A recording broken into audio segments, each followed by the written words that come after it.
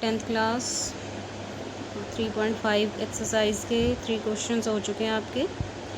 Question number 4 से start करते हैं। देखिए फर्स्ट पार्ट है, इसमें अलग अलग 5 पार्ट्स हैं। फर्स्ट पार्ट देखेंगे।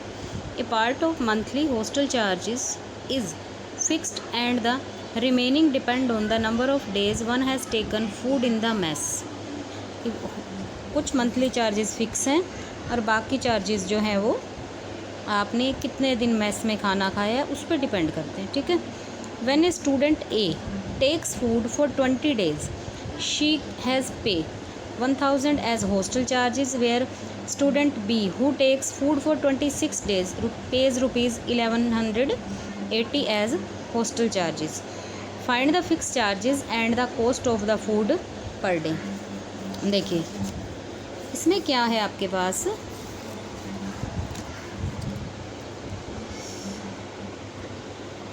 फर्स्ट है आपके पास इसमें लेट द कॉस्ट ऑफ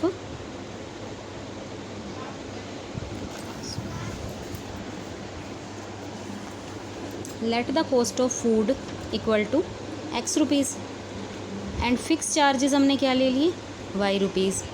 अब कितने दिन, फर्स्ट केस में स्टूडेंट ए ने कितने दिन खाना लिया है, 20 days, तो कॉस्ट ऑफ फूड जो है एक्स रुपीज़ पर डे है।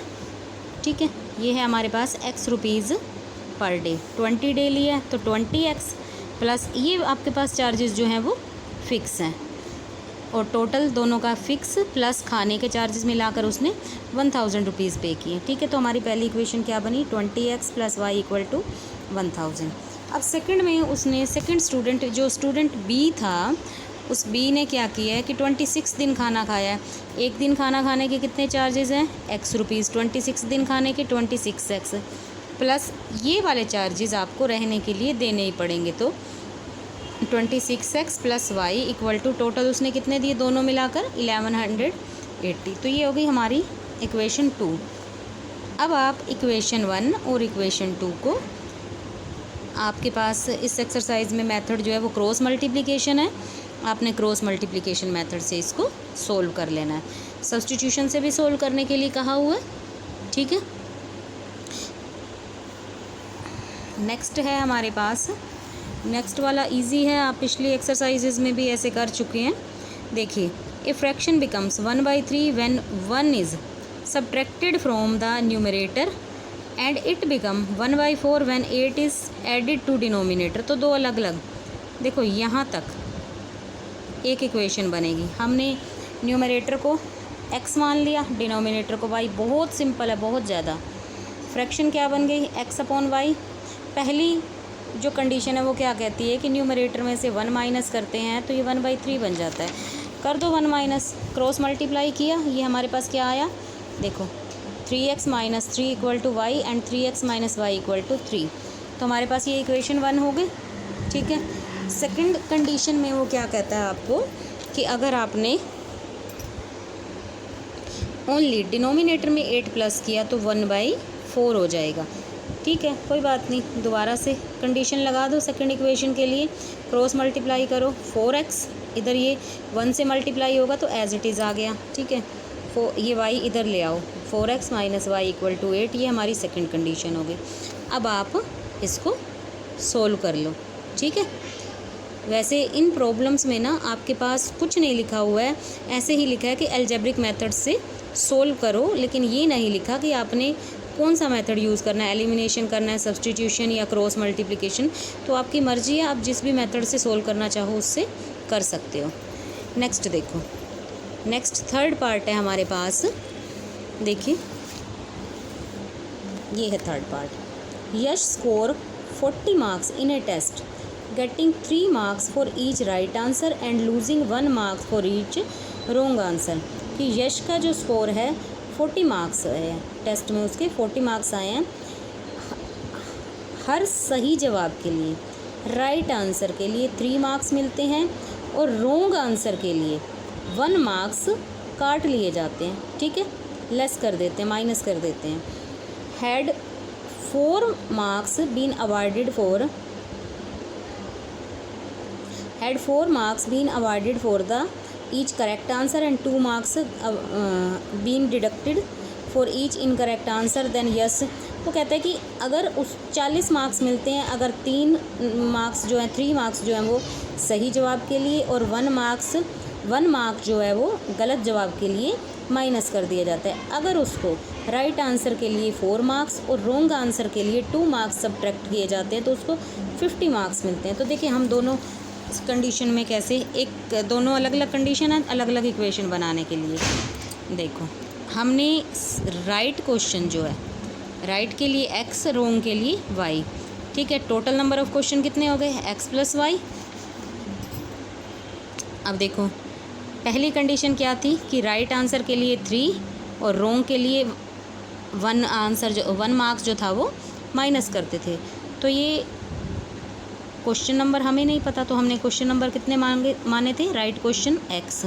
तो हर राइट क्वेश्चन के लिए 3 मार्क्स तो 3x हो गए और हर रॉन्ग क्वेश्चन के लिए 1 मार्क माइनस कर रहे हैं तो -1y। हमें क्या पता कितने क्वेश्चन हैं तो जितने भी हों y मान लिया था उसको तो 1y इक्वल टू कितने मिले उसको मार्क्स 40।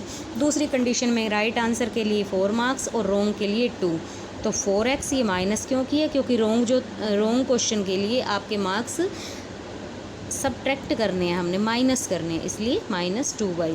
फिर भी उसको कितने मिलते हैं 50। तो ये हमारी ये हमारी इक्वेशन हो गई 2। अब आप इन दोनों इक्वेशन को सोल्व कर लो। आपका 4th क्वेश्चन जो है वो देखिए ये जो आपका 4th क्वेश्चन जो है ना ये बहुत ज़्यादा इम्पोर्टेंट क्वेश्चन है और इम्पोर्टेंट होने के साथ साथ थोड़ा सा आप इसको अच्छे तरीके से समझेंगे तब आपको समझ में आएगा। देखिए places A and B are 100 kilometre apart on a highway. One car starts from A and another from B at if the car travel in the same direction at different speeds they meet in 5 hours. If they travel toward each other they meet in 1 hour. What are the speeds of the car? देखो पहले तो हमने इसको क्या करना है